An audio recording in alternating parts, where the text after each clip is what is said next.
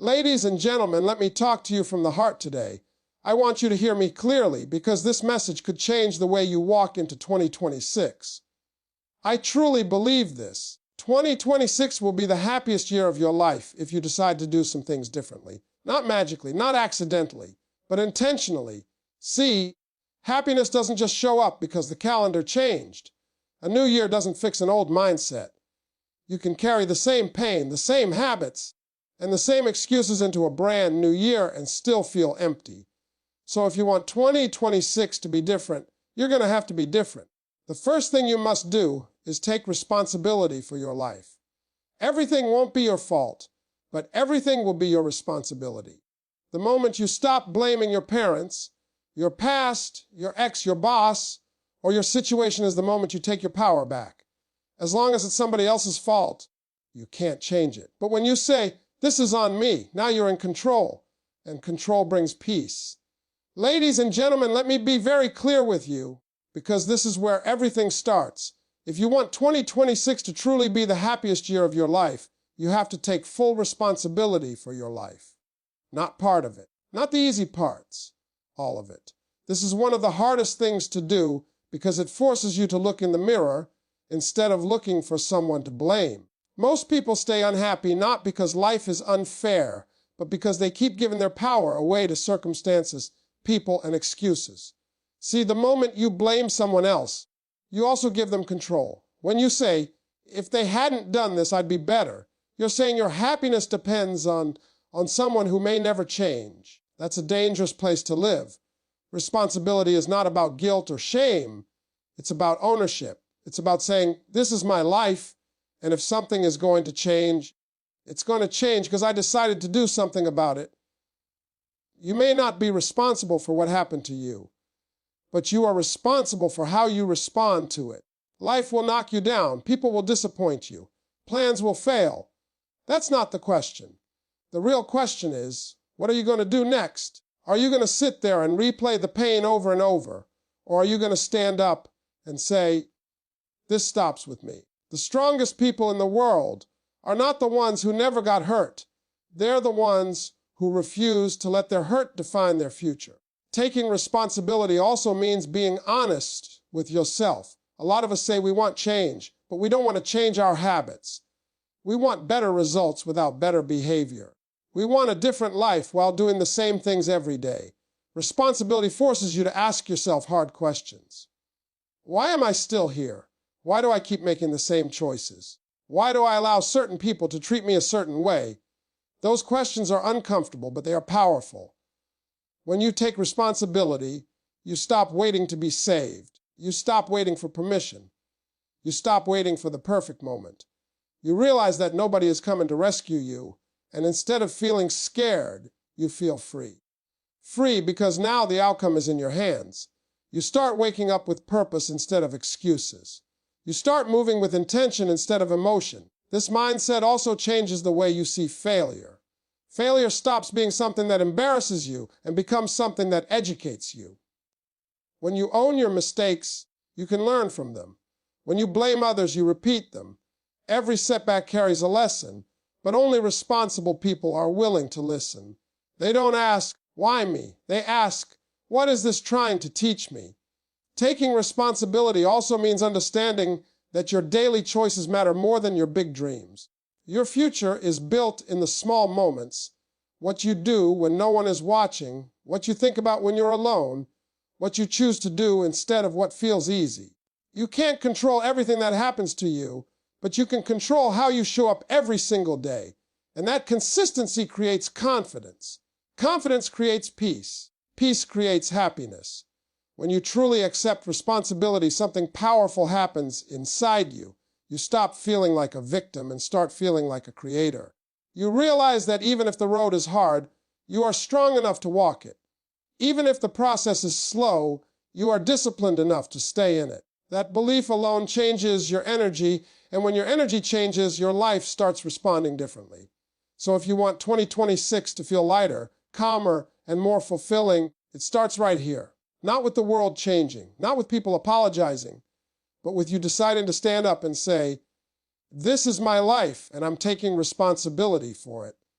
Ladies and gentlemen, let me talk to you about something that most people don't realize is stealing their happiness every single day, and that is a lack of peace.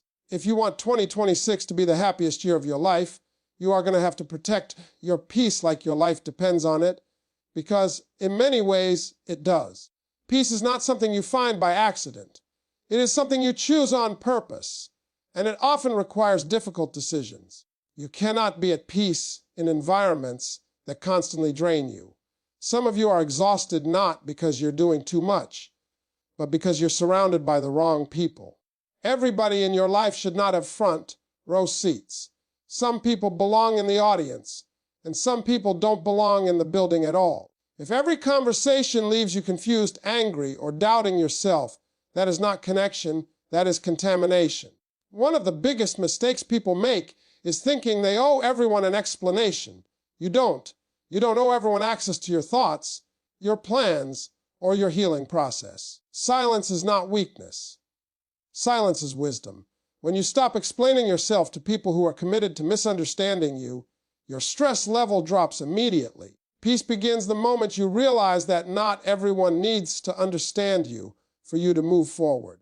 Protecting your peace also means being careful about what you allow into your mind. What you listen to, what you watch, and what you constantly think about shapes your emotional state. If you wake up every day consuming negativity, drama, and fear, you cannot expect to feel happy. Your mind is like a garden. Whatever you water will grow. If you water fear, anxiety will grow. If you water gratitude and hope, peace will grow. You have to learn how to set boundaries without feeling guilty. Saying no does not make you selfish. It makes you honest.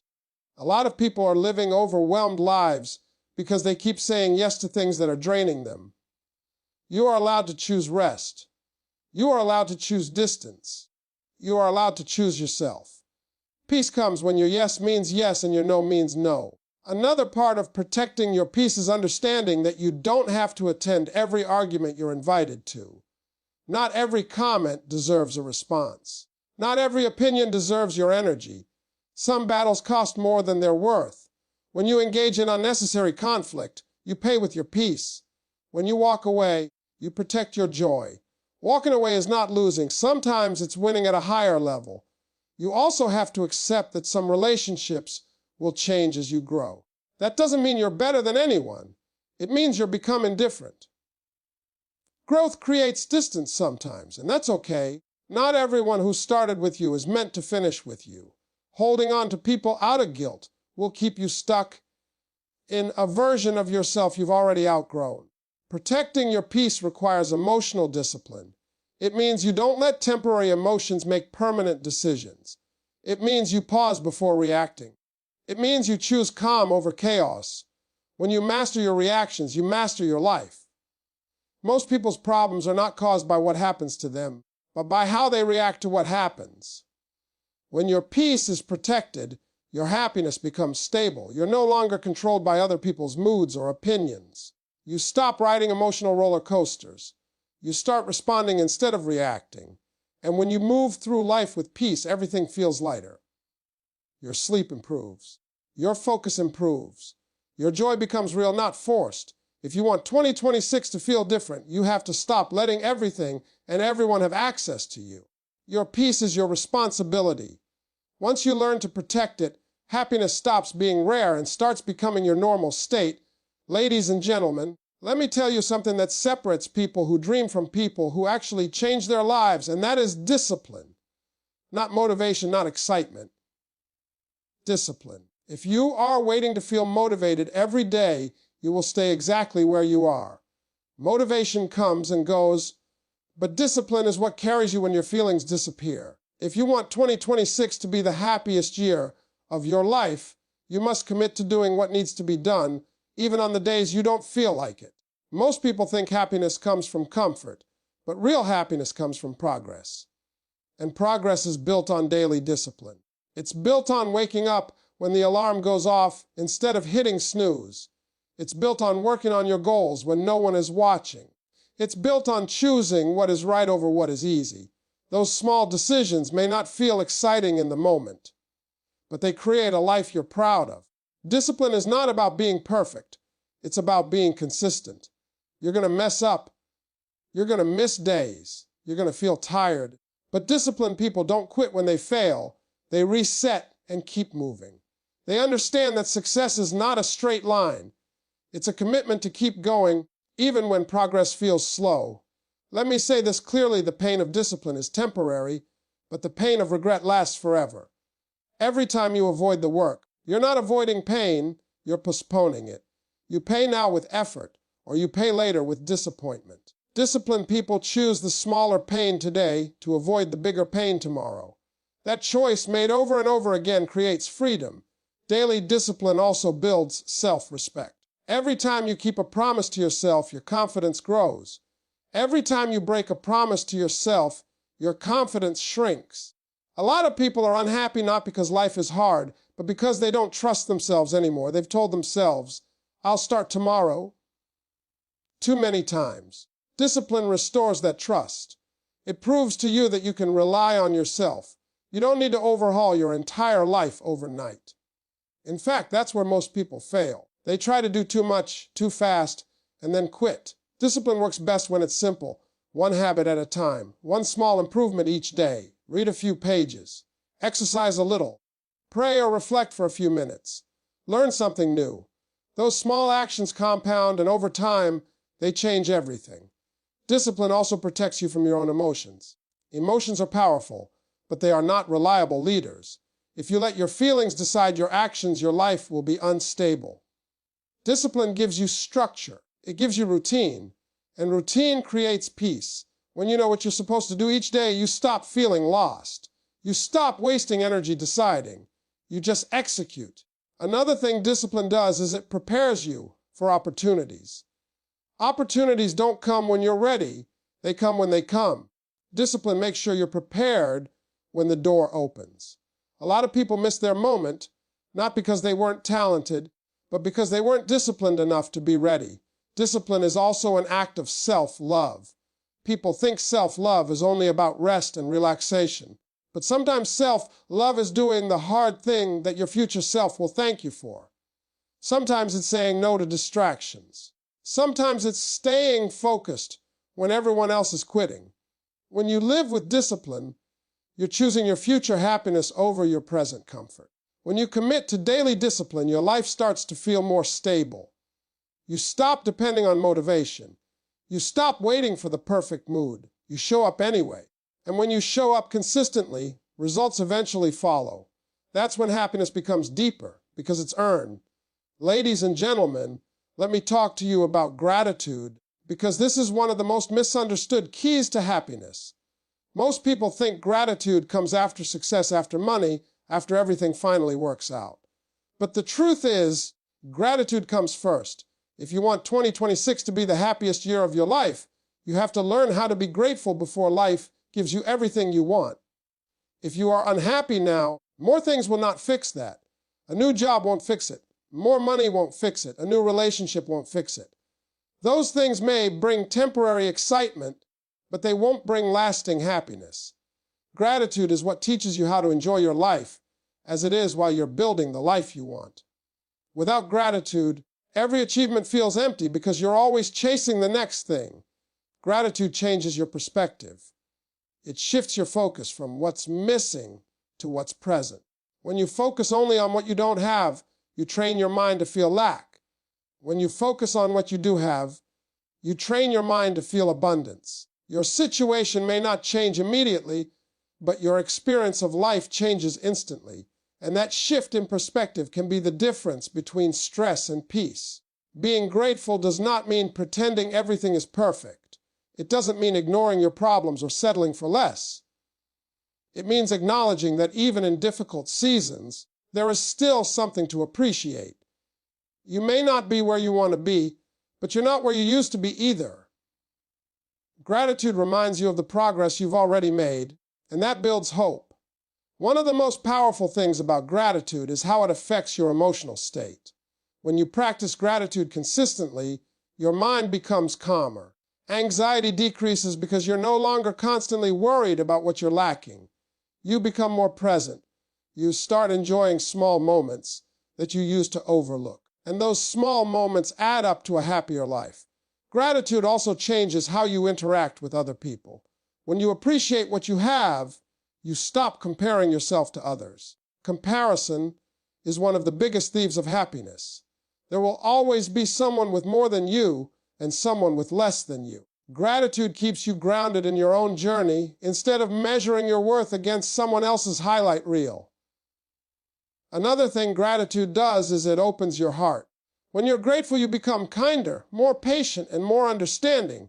You stop taking people for granted. You express appreciation more often, and that creates stronger relationships.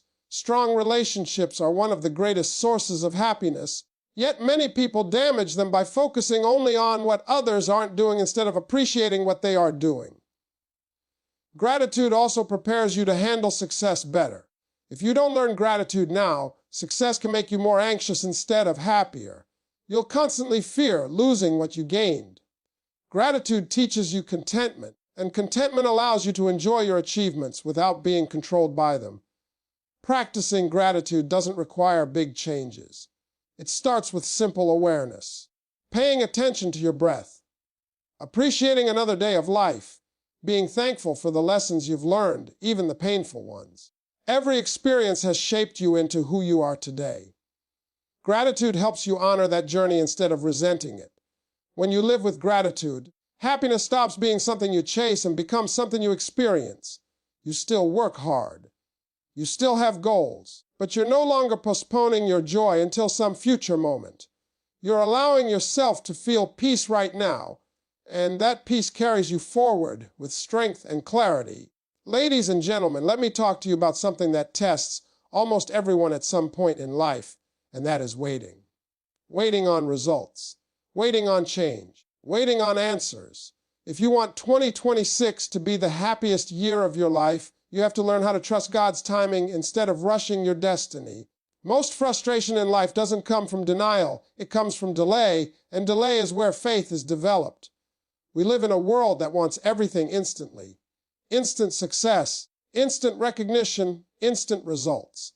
But life doesn't work like that. Some of the greatest blessings take time because you need time to grow into the person who can handle them. If certain things had happened earlier in your life, they might have destroyed you instead of helped you. Timing is protection, even when it feels like punishment. When you rush your destiny, you skip important lessons. And lessons skipped always come back, usually with more pain. Waiting teaches patience, humility, and strength.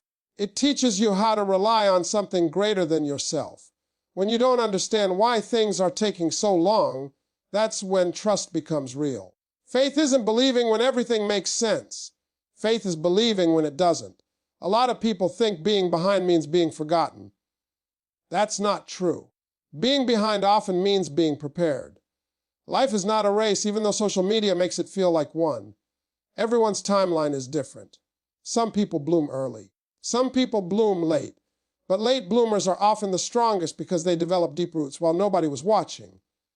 Trusting God's timing also means releasing control. That's hard for a lot of people because control feels safe. But control is an illusion. You can plan, you can work hard, you can be disciplined. But there are still things you cannot force. When you try to control what's out of your hands, you create anxiety. When you surrender what you can't control, you create peace. Waiting seasons are not wasted seasons. They are building seasons. This is where character is formed. This is where habits are refined. This is where you learn who you really are when nobody is applauding you. Most people want the spotlight, but they don't respect the preparation that happens in the dark. Yet that preparation is what sustains you when the spotlight finally comes.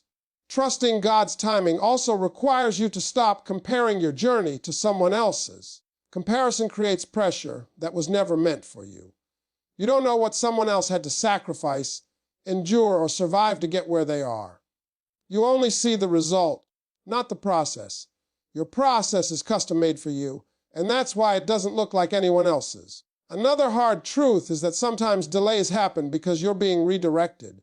Not every closed door is a loss. Some doors close to keep you from walking into something that looks good but isn't right for you.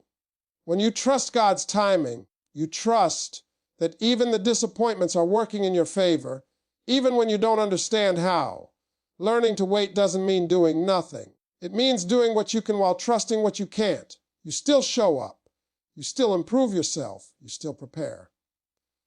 But you stop stressing over outcomes you can't control. That balance is where peace lies. You work hard, but you rest emotionally. When you truly trust God's timing, your happiness becomes more stable. You stop feeling like you're running out of time.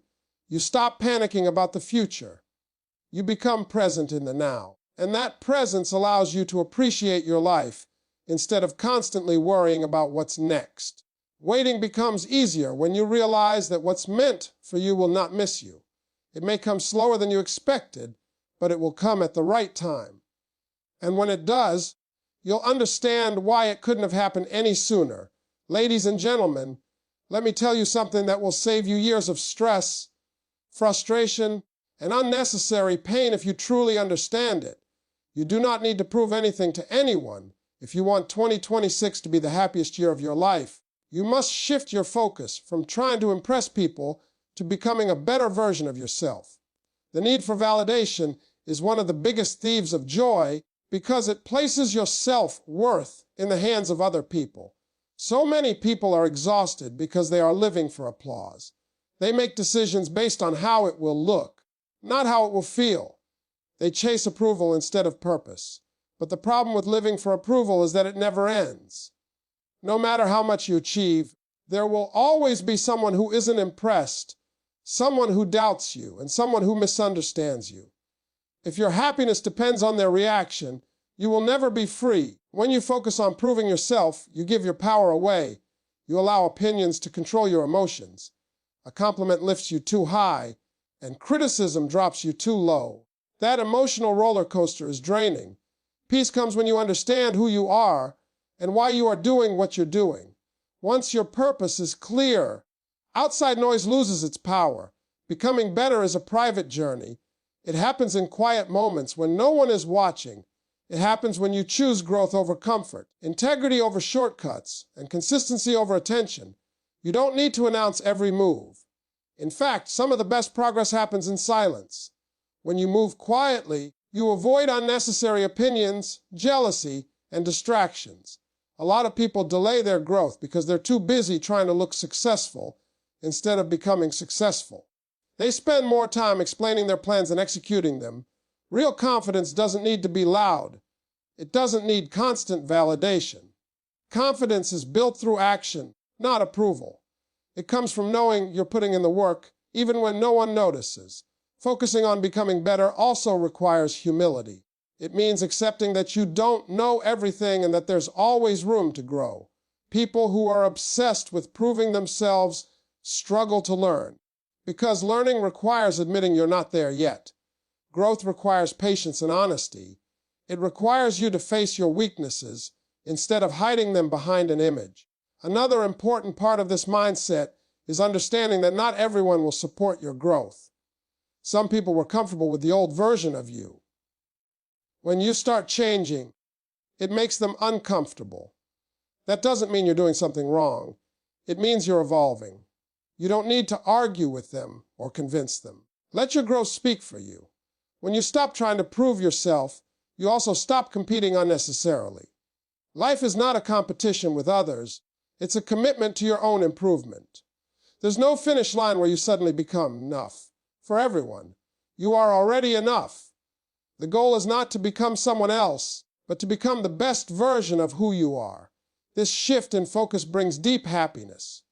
You start setting goals that align with your values, not with other people's expectations. You measure success by progress, not praise. You feel proud of yourself because you know the effort you're putting in. That internal satisfaction is far more powerful than external applause. When you work on yourself consistently, results come naturally. And when results come, you won't need to explain anything. People will notice without you saying a word. But by then, you won't be seeking their approval anymore, because your happiness will no longer depend on their opinion.